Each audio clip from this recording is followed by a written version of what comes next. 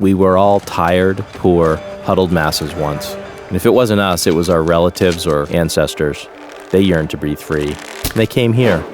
Our country was founded on the concept of liberty. Immigrants who came here in search of freedom, they made us who we are. We can't turn our backs on them now.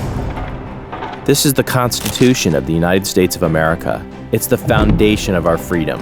If you're inside the United States, standing anywhere on American soil, this document protects you.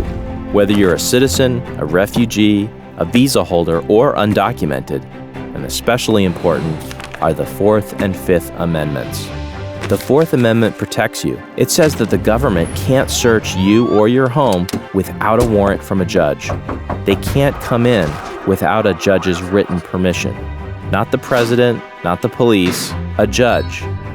To invoke the protection of the Fourth Amendment, all you have to say is, I don't agree to a search. Please show me a warrant from a judge. No one can deny you this protection. If they do, they're in very big trouble.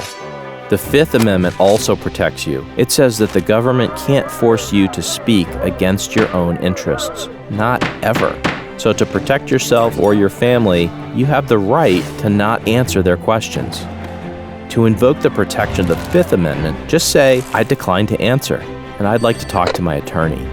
You will not be in trouble for saying this, even if you have to say it over and over again. It's going to feel awkward, but it's okay. You can always answer questions later after you've talked to your attorney.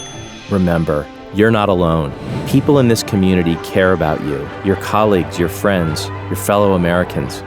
They're with you, the U.S. Constitution is with you, and so are we at Project Ellis.